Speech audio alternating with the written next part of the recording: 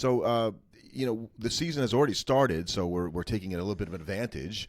Right, but I think kind of like last year, nobody really feels like it started yet. Yes, there was an opening day, but I didn't watch the games. Didn't the Dodgers split last year with the Padres? But this year they've already won 2 games, so they're clearly on their way to 162-0. 162. Nobody's going to overtake them. Why even play this season? But the real opening day is going to happen on Thursday. I think almost all the teams play on Thursday this week on the 27th.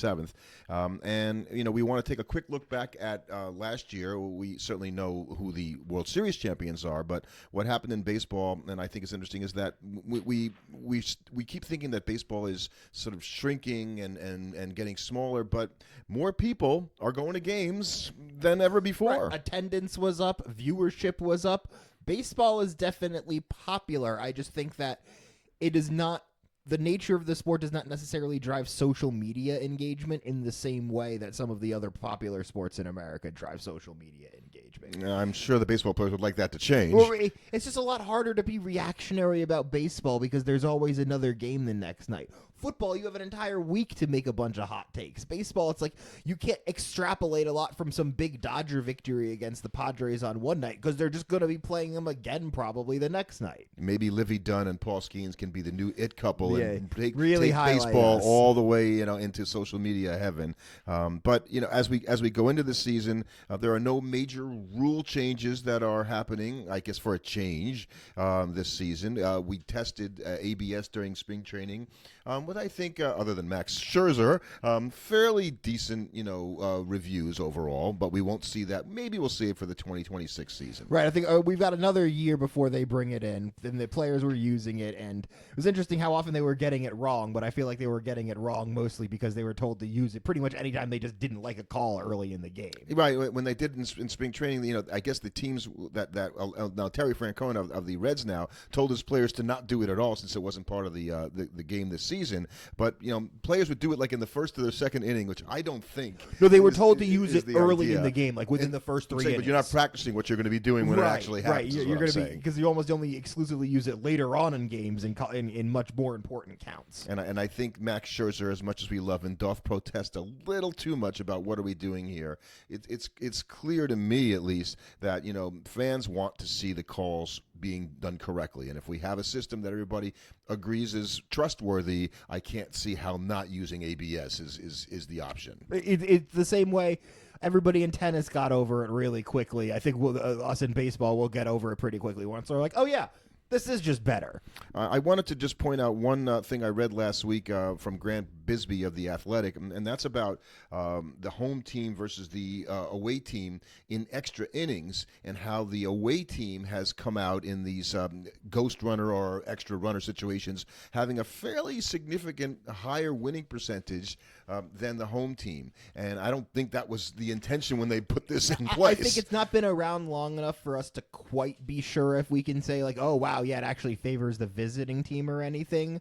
I think that if it does favor the visiting team, is it a problem? I think you're right that it takes a longer time because if you look at the history of baseball until 2019 in the modern era from 1901, home teams won 52% of the time in extra innings, and now since of the addition of the extra runner, they're down to 49%. Well, that's not insignificant. Right, but you're looking at if it was from 1901 to 2019, they had 52% versus 5 years. I'm sure if we looked at random 5 years of data, random 5-year periods within that data set of 1901 to 29, I bet we could find a 490% gap, and I bet we could find one where it was crazy. It was like, oh, they won like 580% of the time. I bet you could find that kind of variance. Now, if you want to get wacky, you can go read Grant's article in The Athletic, because he went also on to say that baseball teams had a .530 winning percentage at home last season when the wind speed was below 5 miles an hour. So you can go way down the old rabbit hole like, here. Okay, wait, how much is this? Just it would happen to be slightly windier on these days or something. But as we look at the overall narratives, we're going to pick the division winners and our playoff teams. We are not going to try to pick the playoff results because that's already way beyond. Because then you have to start picking like orders of finishes and potential matchups, and it gets too hard. So aside from the fact that I think we both agree that, like everybody else, by the way, that the Dodgers are the class of Major League Baseball right now at a fairly significant rate above everybody else. It is really one of those years where you're saying, are you taking the Dodgers or the field? Yeah, I think that's a great bet, and I think you might find that the odds aren't as good on taking the Dodgers because you're going to play against 29 other teams. It's really hard. It's really easy to say yes. The Dodgers are unquestionably the best roster on paper in baseball. That does not mean they're going to win a World Series this year. Yeah, but they did that last year, obviously, and they got better. So we'll talk about them when we get to the NL West. Which but I think we're going to start over in the American League for our West division, and if we're just going to be going down the division, we might as well do it a little bit, I guess, alphabetically, which is weird in a team with 3 teams with an A in their name. That is true. But let's start with the Angels. Okay, in terms of where you think they're going to finish? Well, let's take a look at them. Let's go through them like the same way we do every year for all the teams. Let's just go about it how we do. It's our big season preview, so let's actually start getting into these teams. Well, the Angels, by the way, I will go on record right now saying the Angels I'm not picking to win the division. No, and I don't think even Angel fans are probably not surprised by that. But I think, we were talking about this off air a little bit. Mike Trout is, I think, healthy enough to start the season, which is somehow a bit of an accomplishment in of itself. Not only that, what if there was a season where Mike Trout, I swear I said this last year, was a season that Mike Trout didn't get hurt. Right, except that just kind of is every year. So, aside from that, it's a strange team in terms of its everyday lineup. You've got some decent players. I like bringing in Yoan Moncada. I think he might be hurt Jorge Soler is I think, like, they have a lot of guys, So you're looking at, you got Taylor Ward in left, Chenul at first, Trout at right. You've got Soler at DH. I mean, you've got a solid 1 through 4 there. But the question is what really are you going to get out of your top 3? Are Ward, Chenul, and Mike Trout a playoff? Is it Shanuel? Shanuel? I thought it was Chenul. You might be right. I don't know how to pronounce the guy's name. But I just looking at that team, I look at, is that 1 from 3 capable of A, remaining healthy enough, because you've got Ward and Trout in there who both tend to get hurt. Because if those guys all play 140 games and hit to their talent, that's a really good 1 through 3 that I think help kind of balances out a not so great 5 through 9. Right, and I even said, look, I like Logan O'Hoppe at catcher. I think he's on the come. Joe Adell has shown some flashes of being, a good major league player. So let's say that the lineup ends up being not hurt. Neto comes back and is good. And is pretty good. Okay, they'll score some runs. The problem is then you get to the pitching. And the Angel pitching, Kikuchi comes over from the Blue Jays, and he's their de facto number 1. Which is something Blue Jay fans are laughing about. To a degree. Although I like the pitcher. He had a very good year last year, but he comes over here, and we'll talk about the team in Sacramento as well as also having a sort of default number 1. Right, and then you've got Tyler Anderson, Soriano, Kyle Hendricks. And I think you look at this rotation, and I think the problem you're going to see as we go through the AL West is that you've got 2 teams that you kind of look at on paper that you think should finish 1 and 2. And I don't think there's that much of a gap in this division between teams 3 and 5. So it could be really easy for you to be not a bad team and still be in 5th place in this division. Well, and I think, look, the Angels, it feels to me like there's going to be a lot of 8-6 games or, lots of scoring on, maybe they'll score some runs, but they're going to give up a lot of runs too.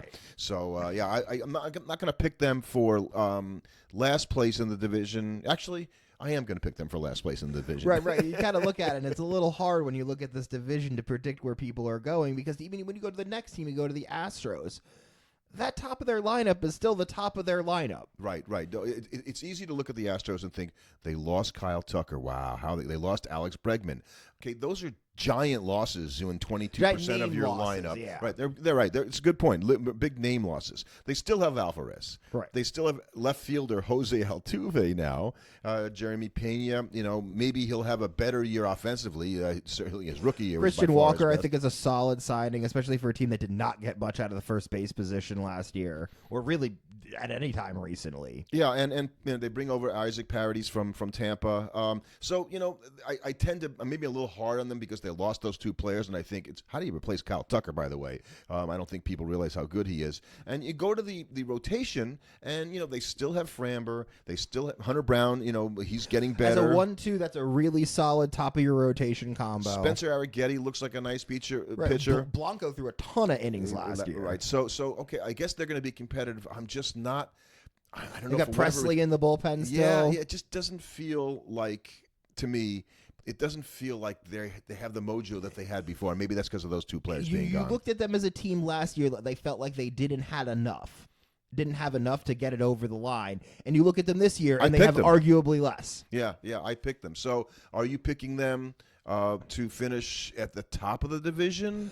I'm picking them to finish somewhere in the mess of 3rd to 5th. Okay. I don't really know. My gut feeling says they're more towards the 4th, 5th end of the equation than the 3rd end of the equation. But it's really hard to pick the Athletics and the Angels over the Astros just because of the last 10, 15 years of baseball history. Okay, so let's take the other side of the equation. So who do you pick as your division winner? I think if we're going to go to division winner, we'll skip around a bit. I think you have to go to the team that on paper, if everybody is healthy, is probably the best team, and that's the Texas Rangers. I can't disagree with you on that at all. Just top to bottom with Semien and Seager, and then Adolis Garcia, and then you've got guys like Jonah Heim and Josh Jung. I think Jake Berger coming over from Florida is a solid pickup for them. I don't know how defensively he's going to do as a replacement for Nathaniel. But he's playing first base, so right, it's not going to be that valuable, and he's going to bring pop to that lineup because he's been a good hitter for a Florida team that's had nobody in the lineup around him. And I'm going to mention Wyatt Langford, who had a really good September last year after I picked him to win the Rookie of the Year, which he did not do. I think he finished 7th, which was only on the strength of his great late-season play because he was kind of not great early in the year. I think he's going to have a big year, and I think that combined with their pitching, and okay, Jacob deGrom, is he going to get hurt? Is he not going to get hurt? Steve Phillips on the leadoff spot picked him to win the Cy Young Award because I think he's that good a pitcher that if he is right, he could win the Cy Young Award. Could. So, but Eovaldi is solid in the rotation. Tyler Mahle, solid pitcher. Jack Leiter looks like Rocker he's on the are nice young end of your rotation arms that have a lot of upside to them. They did bring in Patrick Corbin, who I think if they're pitching him too much, it's probably not such a good thing. And you're eventually expecting guys like Corey Bradford and John Gray to come back. It just kind of depends on when. Elbow soreness and a wrist fracture, respectively, kind of means it's not exactly easy to predict when they'll be back. And I didn't check, and we talked about they had Dane Dunning on the team a couple of years ago. I can't find this guy. I should look him up to see where the heck is he, because he was such an important part of the 23 season for the Rangers when they won the World Series. To have him not even be mentioned in the depth chart just tells you I'm not following him very tightly at all. And I think if you go to the team that we're all expecting to be the one most likely to challenge the Rangers for the division crown, and that's the Seattle Mariners. But I feel like if we're previewing their season, you can already feel the rain clouds starting to form above it with George Kirby being shut down with right shoulder inflammation. And it's funny because I was saying, to you that, the pitchers are obviously the strength of the Mariners and it's been that way for a long time. You still got Luis Castillo. You still got Logan Gilbert. Even Bryce Miller was very good. And Brian Wu is a guy that, is in trade talks all the time. I don't know why they want to trade him. I think he's a good pitcher. Right, but so you've still got 4 quality starting pitchers in probably still the most lopsided pitcher's park in baseball. But, those pitchers until Kirby, right, they've been blessed with good health in large part. And so if the Mariners' pitching health wasn't good one year, I don't think that lineup is good enough to because it hasn't been up until now, and it hasn't gotten a whole lot better. Right, because when you look at this lineup is good enough if Julio Rodriguez is playing like an MVP. And that's really not a fair expectation to put on a guy being like, okay, yeah, in order for this lineup to work,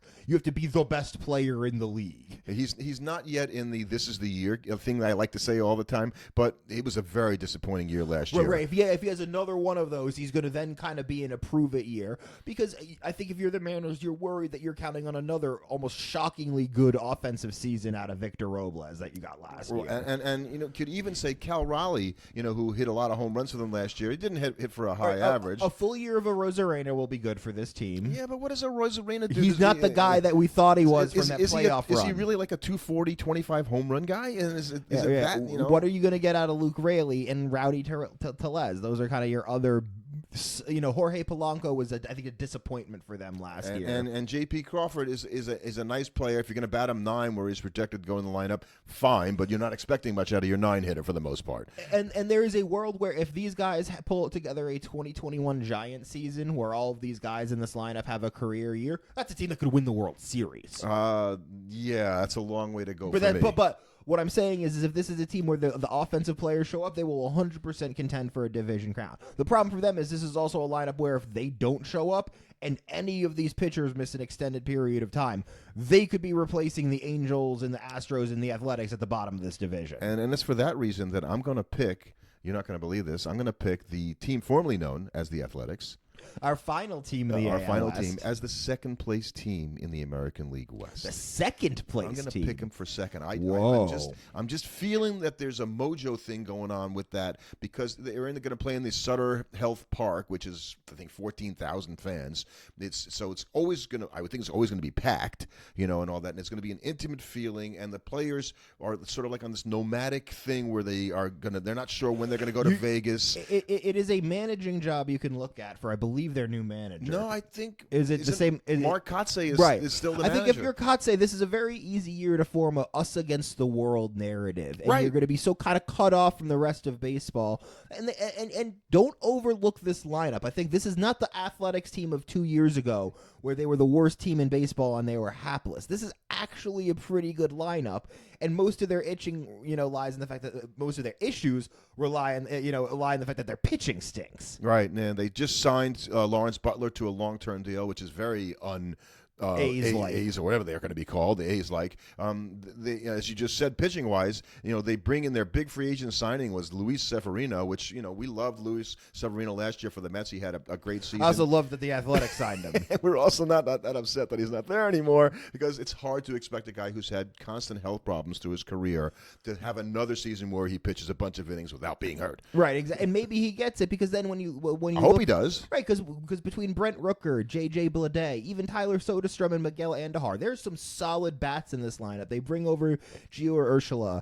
They're going to score runs. The question is will they be able to pitch enough that the games where their offense is able to put 5-6 runs on the board, they don't lose 7-5. I just think it's going to be really weird for other teams going into this ballpark, never having seen it before or played in it before, and the A's will have a home field. I'm going to call them the A's until they're not. They're going to have a home field advantage. Right. And that's how they end up finishing second in the division is they put together some wacky 53-29 record at home or something. And it doesn't mean that the A's are going to ditch Vegas to end up playing in Sacramento forever. No, they're not playing in front of 14,000 fans. That's for sure. So I'm going with the.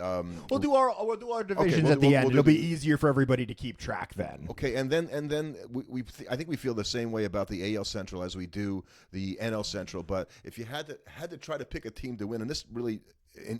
Brings the whole conversation together because how do you pick a team to win in that division? Because the AL Central is basically 4 teams competing for the division crown and the White Sox who get a participation award. Yes, the White Sox are going to finish last. Right. They will finish last, and they will did that be last year. Very, very unfun to watch. Hopefully because they won't lose 121 games the way they did last year. Let's just start with them and get them out of the way. They have maybe 2 to 3 legitimate MLB bats in this lineup until they trade Luis Robert. Right, Luis Robert Jr. Because Mike Tauchman can kind of hit.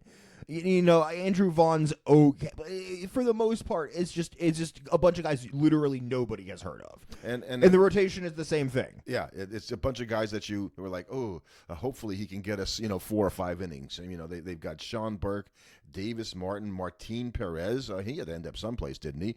And Shane Smith and Jonathan Cannon round out the starting 5.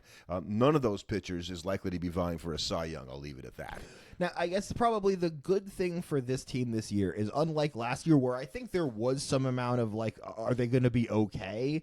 No one is expecting any from this team this year, and basically nobody's going to be paying attention to them. So there is zero pressure on this team. So under the radar kind of stuff, don't overlook us kind of a thing? Right, because realistically, if you're the White Sox, all you have to do is not be legendarily bad, and people will look on this season as a relative success for you. If they got 76 wins this season, people would be like, that was a pretty good year for the White Sox. If they lost 115 games, that would be 6 less than last year. Right, exactly. They literally just have to not be god-awful, and people will think positively of them. So, and they have a new manager because Pedro Grifol at least didn't survive that one, which I think he's probably thankful. Thank you for not making me go back and manage that thing again. Right, he looked miserable. I think Will Venable is the new manager there. So, and you know what? If you're a first-year change manager, the mojo. This is exactly a great time to be a manager because you've got no expectations. No one expects you to do anything other than not lose 130 games. So then where are you going, right? Because you got the other 4 teams, and you can put them in a pot and stir them up. This will kind of give away some of at least my division predictions, but if I'm going to start crossing teams off of the list of I believe they actually have a legitimate shot at winning the division crown, the first team I'm crossing off is the Minnesota Twins. You know, I wish you hadn't done, because I was thinking the same thing, and I picked them to win the division last year, and they were kind of in it for a while, and then they kind of like, I just feel like, you know, they just, it doesn't work. Well, I mean, Royce Lewis has already made his already normal migration to the injured list. Is he on the injured list? I know that he came up lame. I don't know if they. Well, I don't know if he's on the injured list yet, but he's going to be eventually. He's already hurt right now. Brooks Lee is hurt as well. And you know, I think what they didn't do is, and I think Matt Wallner is also a little bit banged up before the season. But they still bring out the same hitters that you think this is the year, right, when Buxton's going to be healthy. When, as you said, Royce Lewis is going to be healthy. I would sooner believe Mike Trout would be healthy for a full year than Correa is going to play a Buxton whole. And so if Correa and Buxton and if Royce Lewis were to play 150 games or something like that, you might think that this is a team to be reckoned with. Right, and I also think that the Twins are going to probably hire me as some kind of soothsayer to make that reality come to fruition. So can they, can that overcome the pitching staff, which is, again, you look at the pitching staff and you're like, Bailey Ober is a solid number 2. Pablo Lopez is good. Joe Ryan is good. Chris Paddock comes over, and Simeon Richardson. Right. This is a good, solid starting 5 in a division that has some fairly weak offenses up and down. So you're thinking, okay, all you have to do is get enough out of your offense. And I think what you're going to look at this AL Central, and you might know who the team that's going to win the division is by like mid-May. Yeah. If some team gets off to some crazy hot start, I don't think they're going to be these teams in this division are going to be built to catch some team that gets out to some giant lead. Well, we're going to have Scott Bolahan, who hosts the Twin Bill podcast, on a different podcast we're going to do about movies. But I'd love to ask him, going, do you really think that these guys are all going to kind of come through, and this is going to be the year, or is the mojo off, which is what I said to start? And I don't dislike Rocco Baldelli as a manager. I just feel like it just doesn't work for some reason. As a Twins fan, I'm sure you think it's going to work. Yeah. Oh, you're certainly going to hope it's going to work, as you are any other baseball team. Well, that leaves us with 2 teams. No, 3 teams. 3 teams left. So if I'm continuing through, I think the team, interestingly, that probably has that I think is going to suffer from the expectations the most is the Tigers. Yeah. I think because they might have turned it on a year early, because this division isn't the strongest, expectations, especially in Detroit, are going to be sky high for this team. They're going to be looked at as they should win the division or at least get a wild card spot. And that's a lot of pressure to put on a young team. But you also have Tarek Skubal. Right. And they bring back Jack Flaherty, who I don't know what took him so long to get that done, but at least they got it done. It was a very long, drawn-out process. They have slotted maybe Reese Olson as the number 3, but I think Jackson Jobe is the guy that they're more interested in with his fireballing and arsenal. And Casey Mize, if he's a number 5 starter for you, that's pretty good, because then you don't have to pitch Alex Cobb. Right. I don't think you want to. So I think that the pitching is there. The bullpen was versatile last year, as we saw in the playoffs. But like with the Mets last year, when a team makes the playoffs and goes further than you think it was going to, you tend to think they're going to continue their ascension to the upper reaches of the division of the league. And it's like, okay, wait a second. Am I predicting the Detroit Tigers to be an ALCS World Series type team? Or even a division champion? And it's hard to see them there, because I just look at this lineup and it's like, is there enough there? Is Riley Green and Kerry Carpenter and Keith Colt in the middle of this lineup enough? Colt Keith, I'm sorry. Mm-hmm. Yeah, and I like Matt Vierling, who's going to be injured to start the season. Certainly, they're gonna throw a center fielder out there named Wensiel Perez, who's a switch hitter who's got some speed. But I think that you still got the shortstop who's going to start there is Javi Baez, and I just think, wow, that's a trade you need to make. We can't get out of this, can we? Right. We're paying him like $1 million. And that's the problem is that you don't want to pay Javi Baez $1 billion to sit on the bench.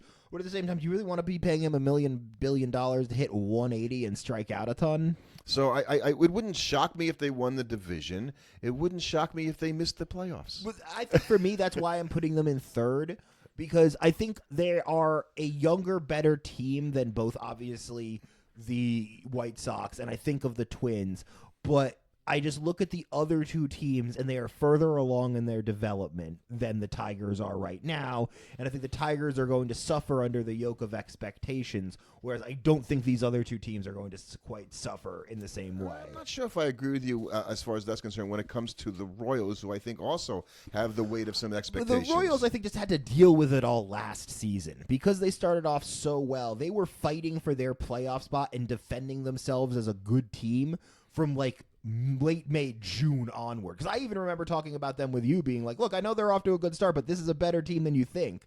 And they held on, whereas the Tigers pretty much got there off the back of 2 months of unbelievable play. When it counted the most, When it counted the month. So that was hugely beneficial, but that you can't look at that and say, okay, that was a crazy hot streak. What happens now? So they bring in Jonathan India to play second which base. I really like. I think that makes that double play combination of Bobby Witt Jr., who is going to obviously vie again for the American League MVP, barring injury. So I like that middle of the lineup thing there. Vinny Pasquantino, a full season of him. His importance to that lineup was never more stated than when he was injured last year. Excellent point. Salvador Perez in the cleanup spot. That's a lot to expect. I think you worry because we keep expecting the inevitable Salvador Perez breakdown. It hasn't happened yet, but he's like a 35, 36-year-old catcher. Father Time is undefeated for a reason, ladies and gentlemen. Yeah, and so I think to get 120 games at catcher for Perez would be amazing. Maybe 100 is the number. Now, you are hoping that this is the year MJ Melendez becomes the player you think he is over in left field, because if he doesn't, that's a rough outfield you've got then. And they've got Mikhail Garcia at third base. Who could give him a solid year last year. So the everyday lineup with Kyle Isabel in center and Michael Massey as the DH most likely. That is a good lineup, and that is backed up with a very good pitching staff who had a lot of pitching health last year. The development of Cole Reagans as a true number one really helps them, because you're not going into the season saying, okay, Seth Lugo, we need that from you again. Michael Wacha, we need that from you again. So, those two guys who have had injury problems in their entire career, to expect them to have another year where they're going to throw 150 innings or more and have them be effective innings, that's a lot to expect. And if it happens, I think the Royals will win the division going away. For sure. But I don't think you can count on it. Michael Lorenzen comes in. He's going to pitch in the fourth spot. I really like kind of the way he's fixed up his career, and I think he's a solid guy there. They're going to pitch Chris Bubic at the number 5, but remember the reason they got Jonathan India was because they traded Brady Singer. Right. And so that all of a sudden... You had to weaken your pitching to beef up your offense. So I think that's expecting a lot, for Bubic to sort of replace, Brady Singer, if that's the case. And we get to the final team, the final team left in here, the team who won the American League Central last year, but made some odd moves, I would say, this offseason, specifically in regards to their already somewhat weak lineup. Right. And that's the Cleveland Guardians. They let Bo's brother, not Bo Jackson, Bo Naylor, his brother Josh Naylor is now on the Arizona Diamondbacks. And they're counting on the aged Carlos Santana to provide them their spark at first base. Look, they still have Jose Ramirez, who might be the most underrated superstar in baseball. I don't know if we can call him underrated if we call him a superstar. Yeah, well, that's because we know. I don't think a lot of people do. And Stephen Kwan had an excellent year last year. He'll give them what you need at a leadoff Thomas spot. Was a solid pickup for them, but he's now your starting center fielder on opening day. Right, this is just a lineup you look at up and down, and Gabriel Arias has big shoes to fill now that they've traded away Andres Jimenez. Right, but you still look at this team and you go, okay, they've got the pitching and they've got the bullpen. Well, and the pitching, Tanner Bybee is a legit number 1. I think I like him a lot there. But when you go from there, I'm not so sure that I love Luis Ortiz and Gavin Williams, who's a nice pitcher, but is he a number 2 or number 3? He's going to be on this team. Mm-hmm. Ben Lively and Tristan McKenzie, who was at one point one of their up-and-coming pitchers. He had a rough year last year. He's a guy who either gets injured or doesn't pitch well at this point, so he's going to have to make a real comeback to be good. They still have Clase in the bullpen, so that gives them the end of games that, despite what happened in the playoff game, he's still, a preeminent closer in the league. So it's between, for me, those two teams, the Royals and the Guardians. Right. I think most people would agree, with some people giving the Twins probably an outside shot and the Tigers outside shots, respectively, probably mostly fan bases from those cities. Right. So I think I favor the Royals at that point, but more by default than by they're such a great team. And how about the American League East? It was a dogfight last year.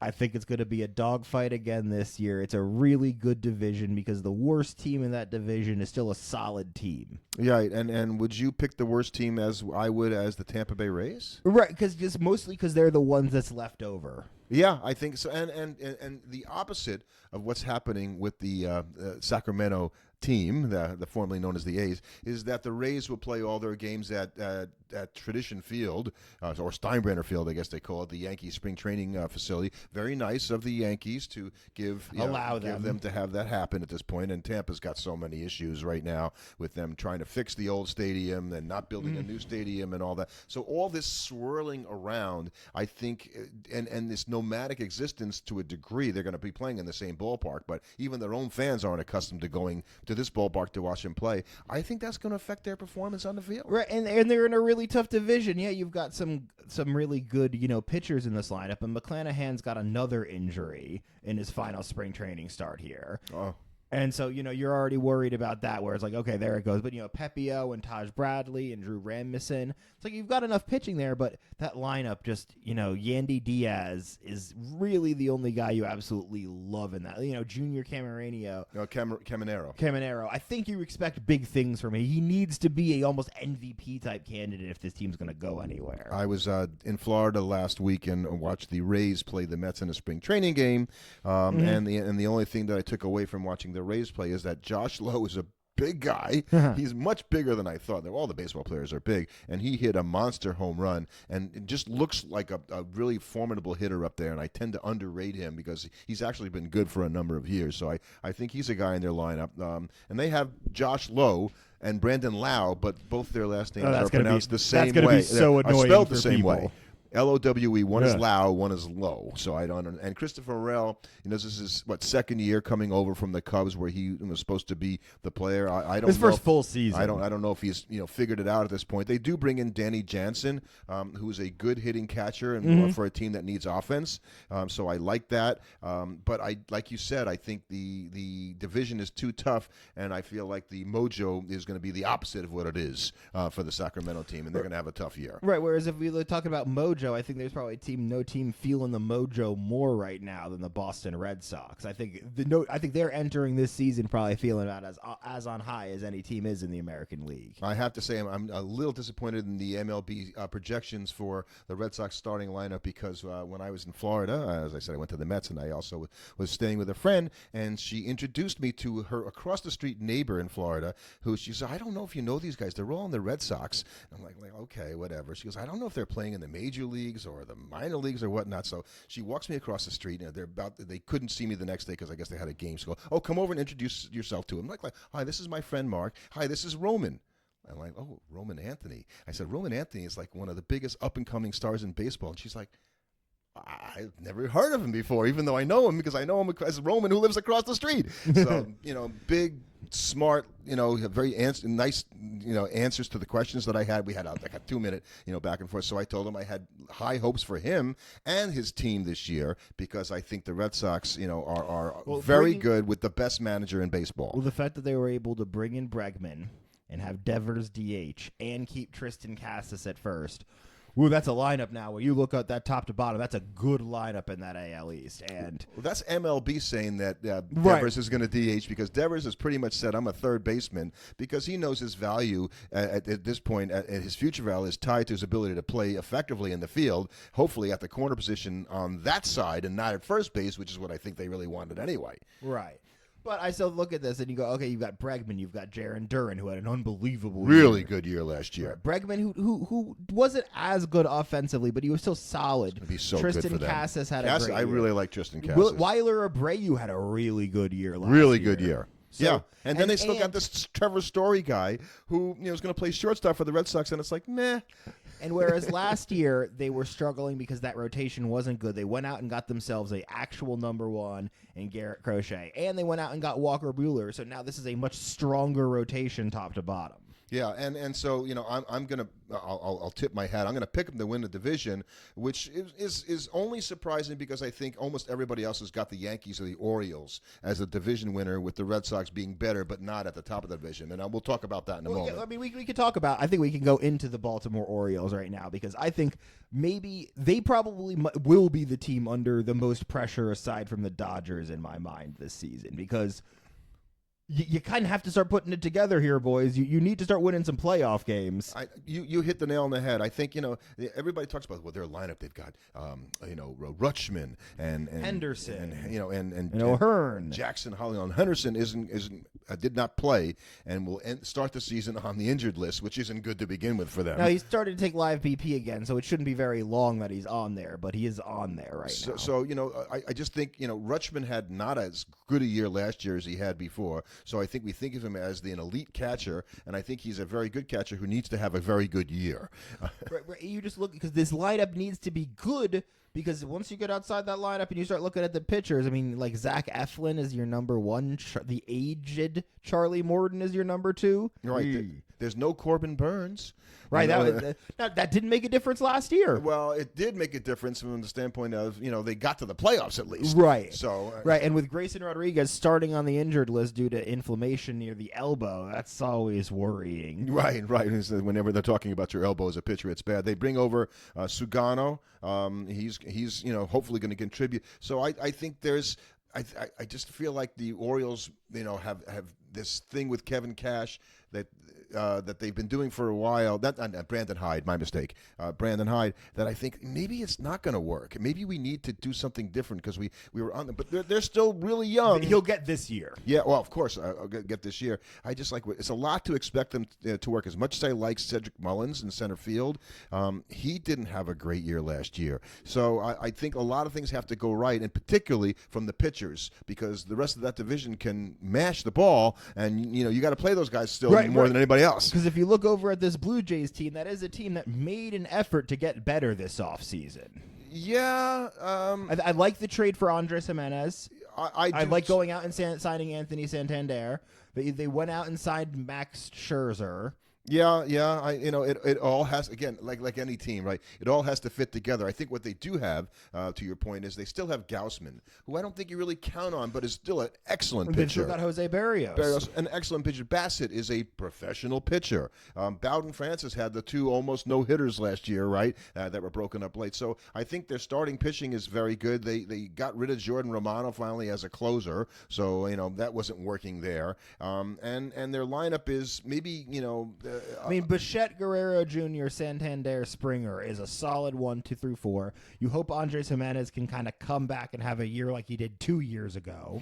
And are you counting on now? It is a contract year for Vlad Jr. that he's going to have an incredible year so that he can really get the $500 million he wants. He wants to be paid like Soto does. So he's going to go out and have a crazy year. So, and that's what it's going to take for you to win an AL East or make the playoffs. Is going to take MVP Vladdy. So do you think they compete for the division title? I think, unfortunately for them, there's 2 teams that stand in their way that are going to be difficult to 3 teams, really. You've got the Orioles, you've got the Red Sox, and we still have the evil empire over there in the Yankees, and they're not going anywhere this year. They're still a good team. So if this were a month ago, I probably would have picked the Yankees to win the division on the strength of having Max Fried slide in behind Garrett Cole and think, with Rodon as the number 3, the Yankees will have enough hitting. That's a pretty awesome team. I think without Garrett Cole, it just changes my whole opinion. Cole and 3 months of Luis Heel. Right. Right. So now you're telling me, let's put it this way. If you're looking at these Yankees starting rotation, their number 4 starter is Carlos Carrasco. That's not good.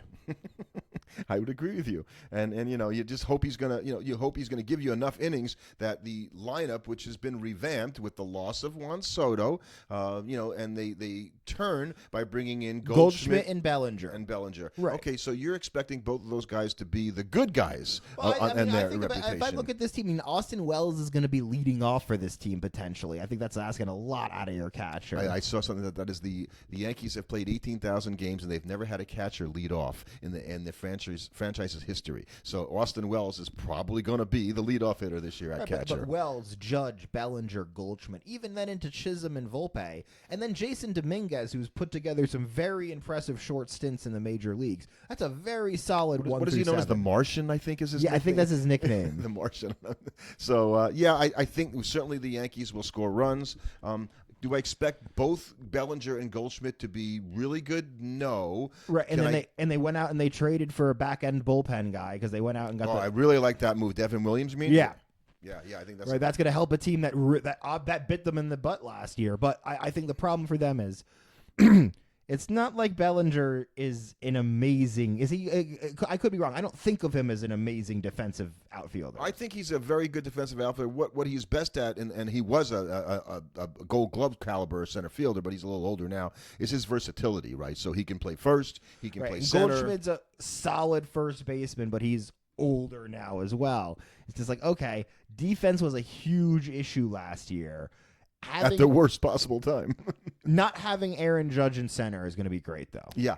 Well, for a lot of reasons, mainly because instead of having Juan Soto protecting him in the lineup this year, he's got Cody Bellinger. So he needs to rest by playing right field as opposed to center because the weight's going to be heavier on his shoulders. Right. He has to do even more offensively. So, and we'll do our actual picks when we're done. Right. So let's flip it and go to the National League. Right. And we might as well stick with Evil Empire to Evil Empire and just get the Dodgers out of the way because they're going to win the NL West. Will they lose any games this year?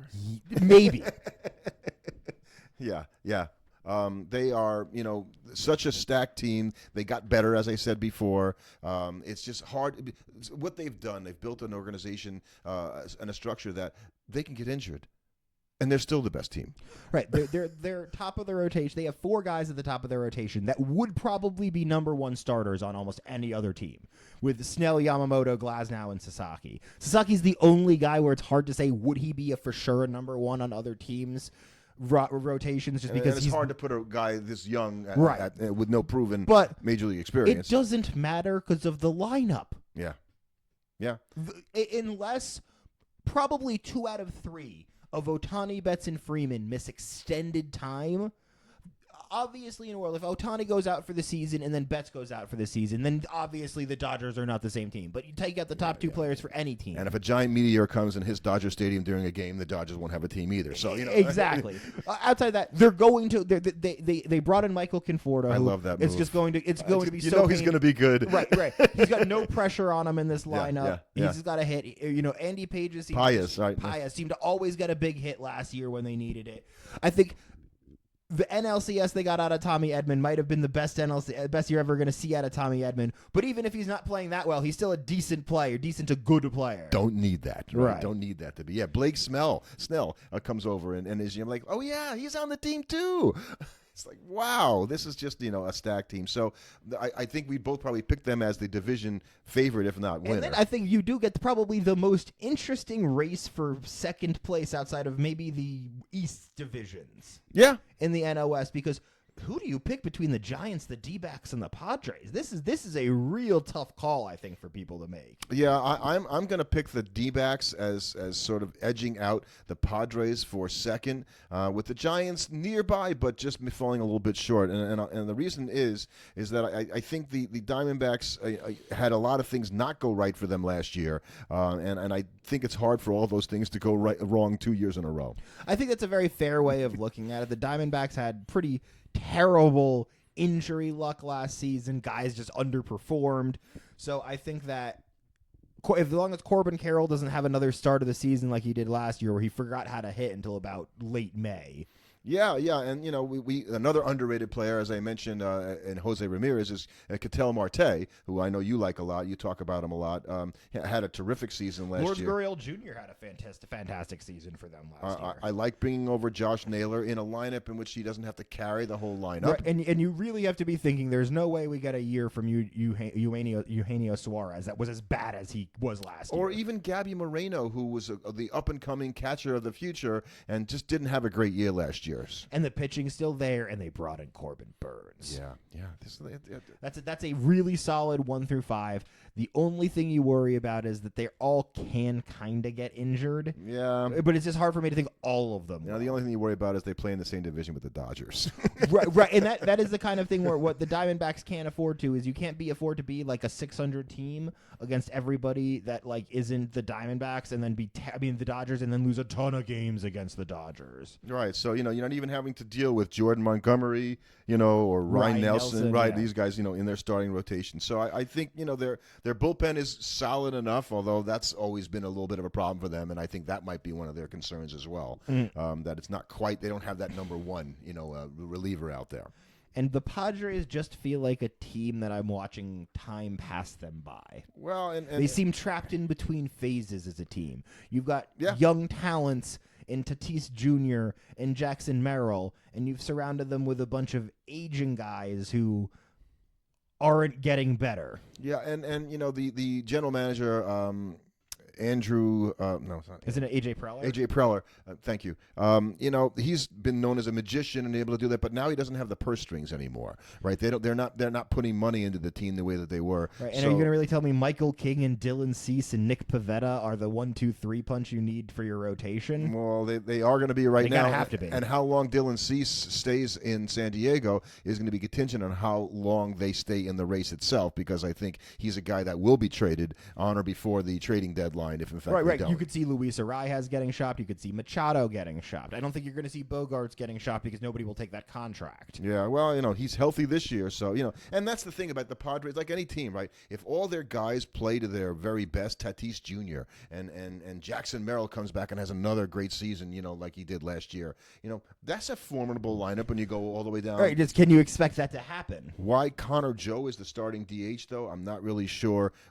I think that's by default, and I think that they probably hoped it wasn't going to be him, so that's something to consider. Jason Hayward's going to start in left field. That's a little rough at this point. So yeah. Cronenworth. If Bogarts is not Bogarts, then the drop off from the top 4 to the bottom part of the lineup is stark. Yes, it is. But will they have enough to get by the Giants? Well, I think so. But what do you think? Well, the Giants probably made one of the bigger splashes of the non-Dodgers team going and signing Willie Adames for 7 years and $182 million. Very un-Giant-like. They finally got their guy. Somebody said yes. Right, and they're hoping that Jung-Hoo Lee coming back will be a big bump for them because he suffered a season-ending shoulder injury jumping into the fence in May last year. And I think they went out and did they get Justin Verlander this offseason, or do they have him and he just didn't pitch? They brought him in. Yeah. So at 41. Right, they lost Blake Snell, who was great down the second half of the season for them last year. And it's just like, okay, I mean, it's another lineup where, again, I just look at this lineup and go, God, Wilmer Flores is still DHing there. Yes, that's funny. I kind of looked at the same thing going, wow, they're going to start Wilmer as their everyday DH. Now, Wilmer can flat out hit lefties and fastballs. That's it. But there's other things in baseball than lefties and fastballs. So, that's kind of like he's still a bit limited in his dimension. And the pitching, like you mentioned, Verlander and Webb, they've got Robbie Ray and Jordan Hicks and my pick for NL Rookie of the Year last year, which didn't happen, to Kyle Harrison.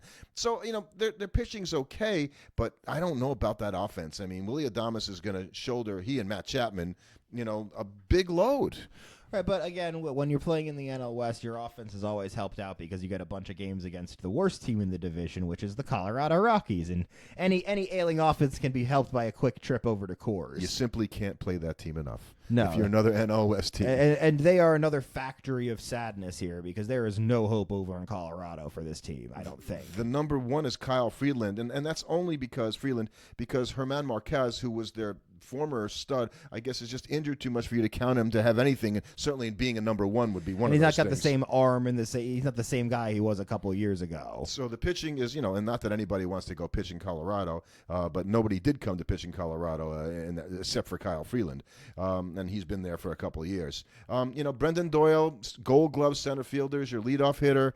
They really like Ezekiel Tovar at short. Yeah, well, he was a contender for Defensive Player of the Year. Mm-hmm. Yeah, he was one of you. I think he was finishing up there with I think Mason Wynn and Mason Wynn, right, were the three guys that did that. Nolan Jones in left field. We've tried the Nolan Jones thing for a while. Maybe it'll work this year, but it hasn't until now. Tiara Estrada comes over from the Giants.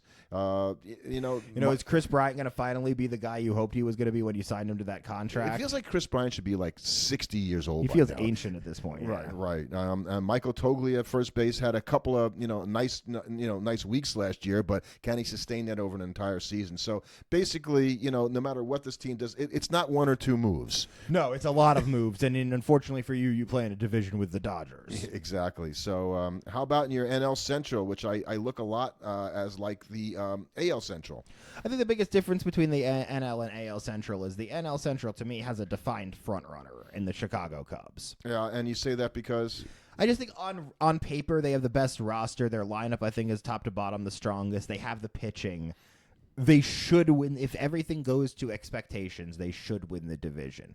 The problem for them is this is baseball. Yeah, and I thought that Craig Counsell was going to bring the charm to them last year, and it just quite didn't work out, mainly because offensively they kind of fell flat.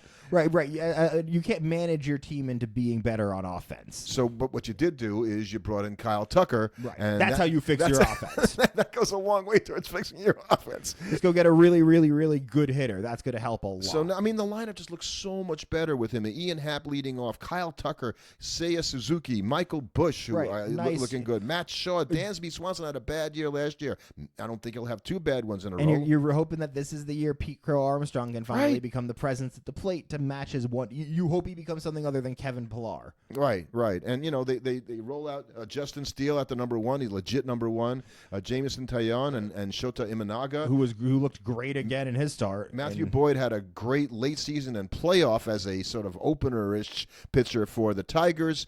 He's going to slot in at the number 4. Bunch of guys competing for that 5th spot. Right. So, but I agree with you that, believe it or not, their overall lineup, right, both pitching and hitting, is better than any other team in the Central. So who you got, if you're going to pick them for first, and we don't know that for sure yet, who are you going to pick for second or the other teams? I can tell you who I'm not going to pick to finish first at any point this season, or second, or probably even third, and that's the St. Louis Cardinals. Yeah. I think this would not be a team that would surprise me to see them stripped to the bone by the trading deadline. Did I read this right the other day that I knew they hadn't made any free agent signings, but the only one they made was Phil Maton. They just signed for their bullpen. That was the sum total of the Cardinals' off-season moves. I think the only guys you might see on this roster that have any age to them by the end of the season are Contreras and Arenado. I think they might tear it down and ship everybody else out. That isn't a young player. If I were the Cardinals, you can't give up on the season. Well, maybe you can in terms of what are the Cardinals going to do? Are they a contender for even a wild card spot at this point? With that team. Remember Goldschmidt used to be a Cardinal. He's not. I don't think so. There's too many other players. There's too many other decent teams in this division for you to be a contender for a wild card spot, and let alone in this division compared to all the other ones.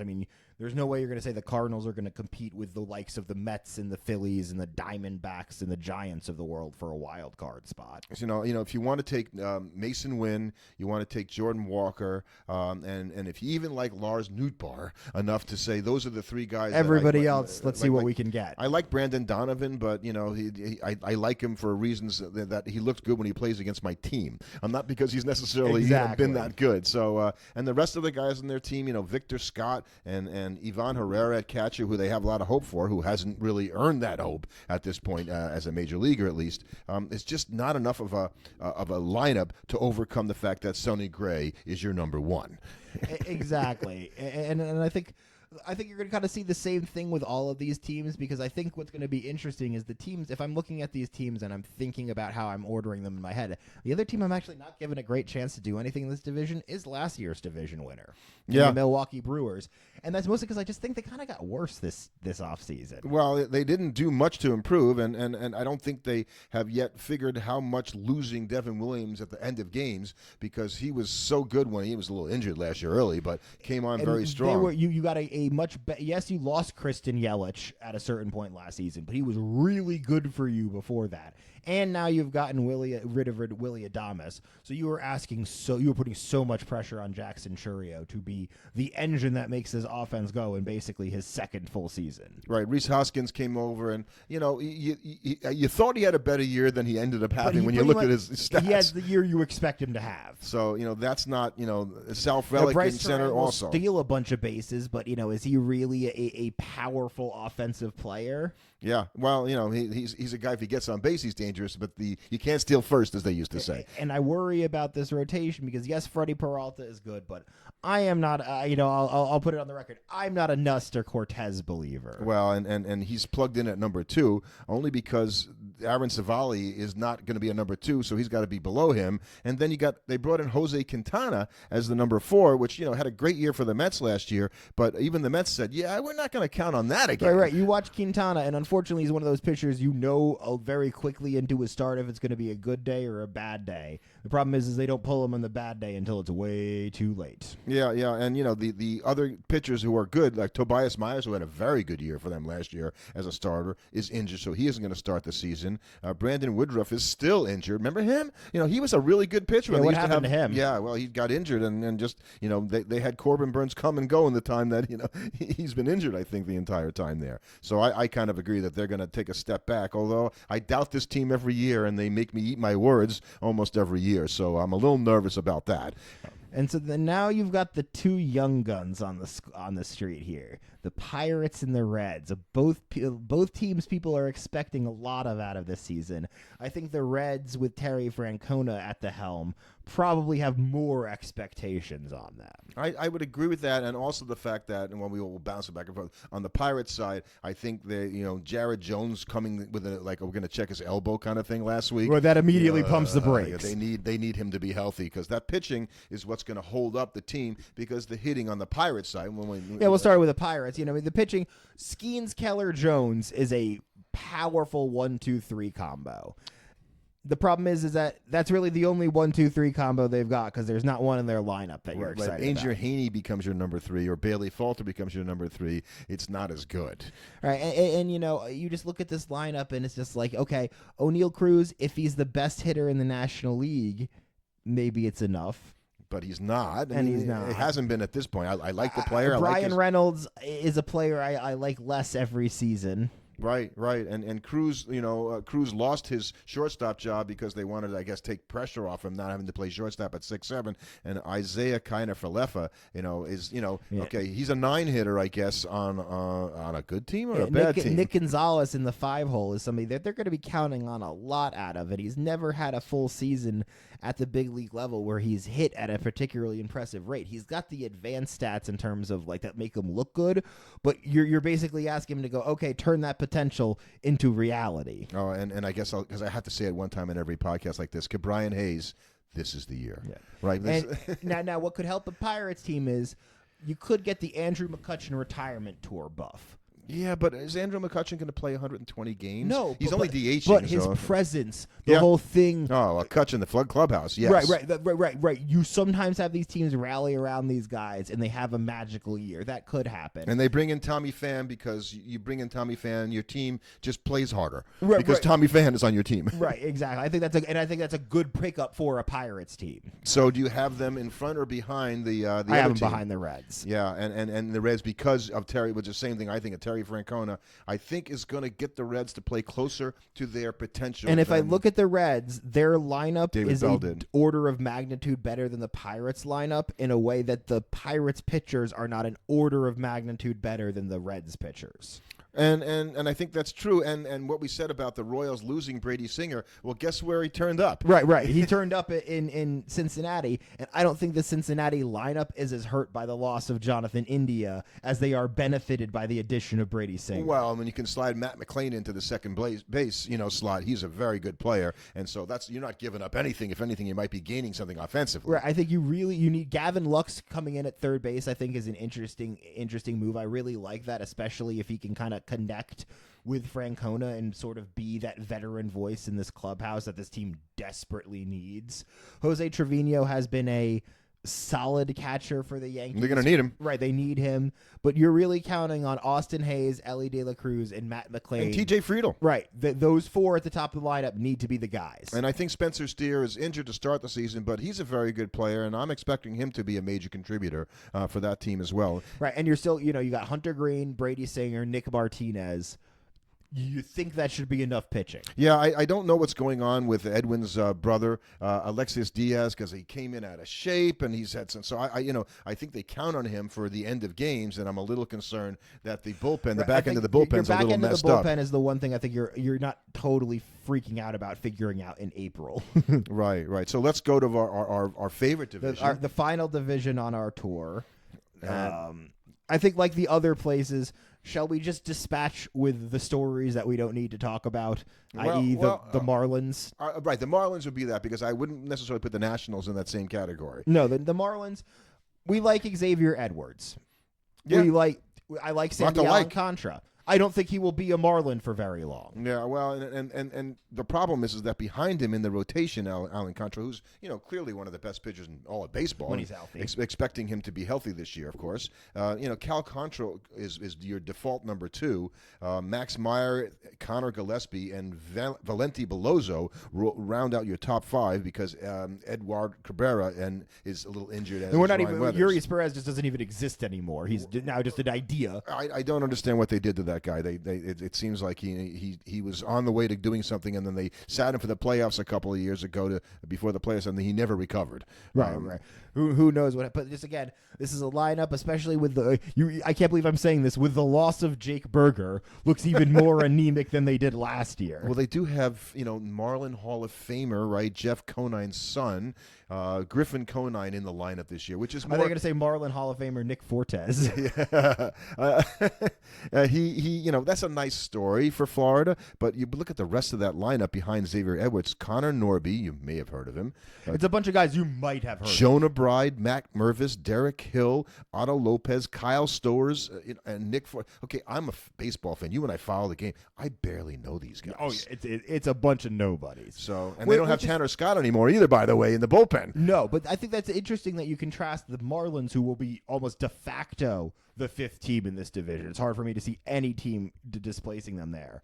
The Nationals are going to be pesky, and who wins this division could be as much dictated on who's got the best record against the Nationals as anything. I kept thinking before the podcast, is there any way the Nationals finished above 4th place in this division? No. Can any of them penetrate the Met-Brave-Philly thing? Not without massive injuries to those teams. If the Mets lose Soto or Lindor for most of the season, or both of them at the same time, or the Phillies lose Harper and Schwarber, or Harper and Trey Turner for a bunch of games, or they lose Wheeler and Harper, then that could happen. But if those 3 teams are healthy, I just can't mostly see healthy, right? Because I think if you look at the everyday lineup of the Nationals, it's improved. And C.J. Abrams is a good player. You do not be surprised if James Wood is talked about in a very high regard this season. Dylan Cruz, who was the number 2 pick in the draft behind Skeens a couple of years ago, he's poised to have a great season. I think this guy's going to become a name we're going to be talking about a lot this year. Now I do disagree with Major League Baseball, because they were not that they were a team. The Nationals were the weakest hitting team. They hit the least amount of home runs in the majors last year. But I don't think adding Josh Bell is going to fix that problem. Well, he comes Nathaniel back. Lau at least a little more. He comes back, I guess, right. Josh, and he's happy to be there. And he's going to be the elder statesman, let me show you guys, how to play the game kind of a guy. And, they still have a solid rotation. Mackenzie Gore, Jake Irvin seemed to be unbelievable every time he pitched against the Mets. Exactly. If we only looked him against him, this guy's going to win the Cy Young this year. Right. Michael Soroka is a solid. He's been around a while, but he has been hurt so much it's hard to count him for anything. I think the only way there is one world in which they challenge for a third place spot, and that's the world where Keibert Ruiz suddenly becomes the player they thought they were getting when they traded Trey Turner those couple of years ago. Yeah. And if all of a sudden he becomes a top 2 catcher in the National League, maybe then you have enough. But I think James Wood has the better potential for having a good season than Keibert Ruiz, if you ask me. Mm-hmm. We will save our Mets for last. So let us go to last year's division champion, the best team in the division, a team that unless you finally go, this is the year they're going to get hurt. Yeah. It's hard for me to not see them repeating. I'm not looking at it that way. And that's the Philadelphia Phillies. Yeah. I think the Phillies. I don't know why. I just think that they're at a point where they should have won it last year because I don't know if they're going to hold up this year. This is what you said. Right, and this is the fear that you have, that this has been a team that for now a number of years has been a top playoff contender. You've got Trey Turner, Bryce Harper, and Schwarber. That is the engine that makes this team go, with Bohm and Castellanos and Realmuto sort of being, your back end of that. And Harper's missed some time here and there. Turner's missed some time here and there. But neither of them's pulled in Acuna. No, it hasn't happened, and it hasn't happened with the pitchers either, by the way. Right. Wheeler's missed after, and Wheeler, who was a big injury concern, part of the reason why the Mets let him go has been an absolute workhorse since coming over to Philadelphia, which unfortunate for the Mets, but he was a guy that got injured. It could happen again. He is. I'm going to say he's like the perfect pitcher, but his mechanics are so good now that you'd like to think with all the pitches he's thrown over the past few years, not getting injured, he's got a decent chance of not getting injured because for whatever it is, along the lines of guys that have pitched a long time, he just can pitch without getting hurt. Right. But he could get hurt. Like coming in, bringing in Jesus Luzardo. I think that was a good move because he gives you a nice split. You're not quite. That's a big signing, I think. Quite asking quite as much from Aaron Nola. Christopher Sanchez was really, really good last year until he suddenly wasn't. Yeah, then that's the same. Ranger Suarez was really good too until he wasn't. Right, and you worry about that because they were both guys that clearly looked like they threw too many innings and got tired. Well, it's like, okay, well, why would that get better this year? But overall, the Phillies lineup, and I include the pitchers in this, they're old. They're old. Yes. And nobody wants to say it. It's like the thing you don't say. Right. You're worried about that. They're old. So I'm not as bullish on them as I am the Braves, believe it or not, because I feel like the Braves had everything go wrong last year. And there's no way everything goes wrong again a second year in a row. Right. You're right. Austin Riley he can't struggle. He's unlikely to struggle like he did. You're going to get Acuna back. Matt Olson is kind of known as a guy that's off and on, and he had an off year last year, which means it's probably an on year this year. Ozzie Albies will get hurt. Orlando Arcia will get hurt. Yeah. Well, Michael Harris will probably get hurt. Yeah. Well, I don't know about that. I think Albies has more of the history, as you say, of being a guy who could get hurt. But I think Acuna isn't even going to start the season. Acuna Jr. They're talking about another 6 weeks of recovery, which puts him coming back in middle of May. And they brought him Profar. It means you're going to have a ramp up period, which means you're probably not going to see Acuna until probably around Memorial Day, if I'm going to guess. Yeah, but a couple of years ago, they won the World Series when he got injured, and they learned how to win without him, so that they were still very good last year. Just ran out of gas at the end and lost to the Mets. Right, and you still have a great rotation in Chris Sale and Reynaldo Lopez and Spencer Schwellenbach. Strider's going to come back in April, but at the same time, you got a fully healthy year out of Chris Sale. Maybe that's the price you had to pay to get a fully healthy year out of Chris Sale, is everybody else had to die. So you're thinking 2 might be a lot to expect. Right.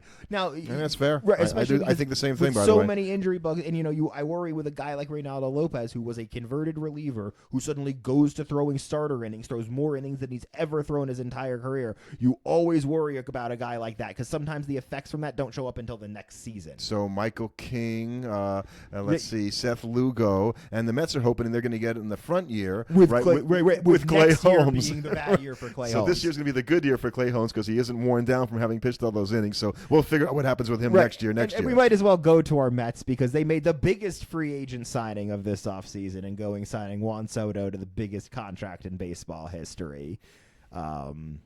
Yeah, and it's going to be fun watching him hit. Yeah, and it's funny to hear the Yankee fans talk about, he really was a one-dimensional player, and, he wasn't that good defensively. Being the best hitter in baseball? Doesn't run he's the a bases one-dimensional all that player. well.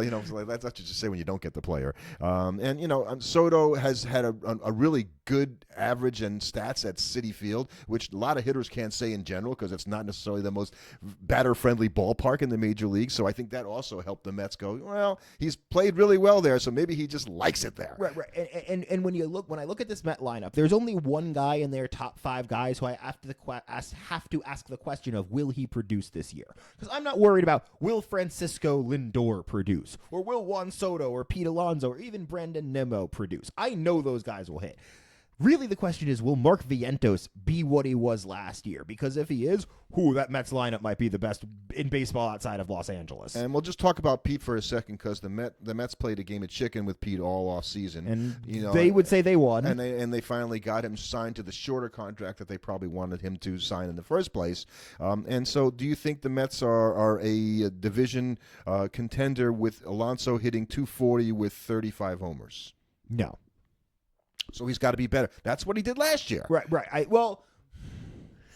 Because last year their pitching, the issue for the Mets is that the pitching was pretty good last season, and that wasn't good enough, and it's hard for me to think the pitching is going to be a whole lot better this season. I would go so far to say that actually the Mets pitching was nearly miraculous in terms of your expectation for what you it thought was. Those pitchers could deliver. Right. Luis Severino, no longer a Met, had a year like wow, if we could get the best year to Luis, you got the best year to Luis Severino. If we could get the best year to Sean Manaea, we got the best year out of Sean Manaea. We could. Okay, so now you're expecting to come back, and Manaea, who's injured to start the season, to come back and be a solid number 2, although they don't really have a number 1 unless you want to put Senga there, who's coming off an injury as so, well. So you don't have a de facto number 1. Right. The good thing for the Mets is you also don't have a lack of guys. You've got a whole bunch of guys that can throw starting innings for you this season.